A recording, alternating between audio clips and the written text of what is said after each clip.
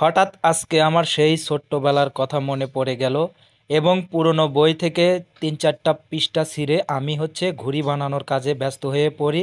Hello বন্ধুরা, আসসালামু আলাইকুম। কেমন আছেন সবাই? আশা করি সবাই অনেক ভালো আছেন। তো আজকে আপনাদেরকে আমি ঘুড়ি বানানো দেখাবো। আর আমি যখন ছোট ছিলাম তখন কিভাবে ঘুড়ি বানাইতাম এবং ঘুড়ি বানিয়ে কিভাবে আমি আকাশে উড়াইতাম, সেই প্রসেসটা আজকে আপনাদেরকে দেখাবো। এবং আজকের দিনের সাথে আপনাদের ছোটবেলার স্মৃতি কার কার মিলে গেছে অবশ্যই কমেন্টে জানাবেন। আর এই যে আমার ঘুড়িটা কাটা হয়ে গেছে, আমি পুরনো বইয়ের পৃষ্ঠা ছিঁড়ে ঘুড়ি বানানো শুরু করছি। যেহেতু আমার আঠা নাই সেহেতু আমি ভাত দিয়ে কাজ সেরে নিচ্ছি।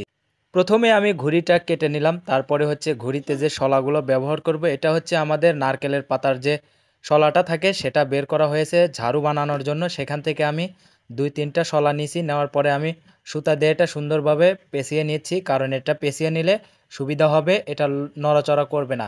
তো এইভাবে আমি ছোটোবেলায় ঘুড়ি বানাইতাম।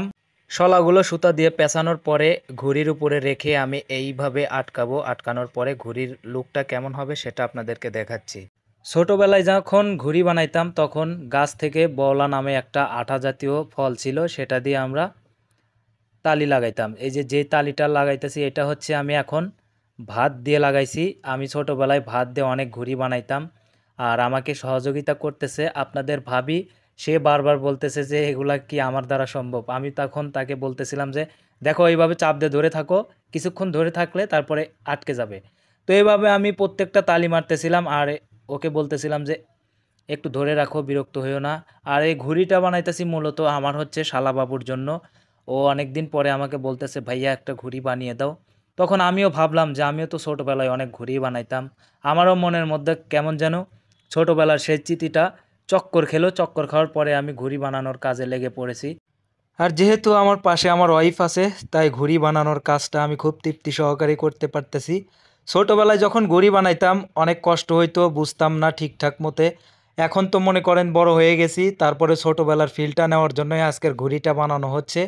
আর আমাকে সহযোগিতা করছে আমার ওয়াইফ। আর ও থাকলে আমার পাশে আমি যে কোনো কাজ খুব অনায়াসে খুব সুন্দরভাবে করতে পারি। আর আপনারা যদি আমাদেরকে ভালোবাসা দেন তাহলে তো আর কোনো কথাই নাই। তো যাই হোক, আমি ঘুড়িতে প্রত্যেকটা তালি মারার পরে এখন ঘুড়ি আমার প্রায় শেষের দিকে হয়ে যাচ্ছে। আর এইভাবে ছোটোবেলায় আপনারা যারা ঘুড়ি বানাইছেন অবশ্যই কিন্তু কমেন্ট বক্সে জানাবেন। আর আজকের আমার এই ভিডিওটা দেখার পরে সবারই ছোটোবেলার স্মৃতি মনে পড়ে যাবে। আর আমি ঘুড়ি বানানোর পরে অবশ্যই ঘুড়ি আকাশে উড়াতে নিয়ে যাব। ততক্ষণে আপনারা ভিডিওটা দেখতে থাকেন, আমাদের সাথে থাকেন। তবে আমি একের পর এক তালি কিন্তু মেরেই যাচ্ছি। তবে আজকে আমার খুব আনন্দ লাগছে, কারণ আজকে অনেক বছর পরে ছোটোবেলার সেই আনন্দটা ফিল করব। সেই আনন্দে আজকে আমি ঘুড়ি বানাচ্ছি। ফাইনালি এখন কিন্তু আমার ঘুড়ি বানানো শেষ। এখন আমি ঘুড়ির লেজ বানাবো। লেজ বানানোর পরে ভাজক দিয়ে তারপরে আকাশে উড়াতে নিয়ে যাব। ততক্ষণ সাথে থাকেন। অবশেষে ঘুড়ি বানানো হয়ে গেল, লেস লাগানো হয়ে গেল। এখন আমি সুতা দিয়ে ট্রাই করতেছিলাম যে ছোট বড় করে পরিমাণ মতো আমি সুতাটা বেঁধে নিব। বেঁধে নেওয়ার পরে এখন আমি নিয়ে যাব চড়ার ভিতরে, চড়ার মধ্যে নিয়ে এখন আমি আকাশে উড়াতে নিয়ে যাব। তো ফাইনালি নিয়ে আসলাম চড়ার মধ্যে। এখন আমি ঘুড়িতে সুতা বেঁধে উড়িয়ে দিলাম। এই যে এখন দেখেন আমার শালাবাবু নিয়ে কি দৌড় দিছে, আকাশে উঠে গেছে, কিন্তু বাতাস একটু কম।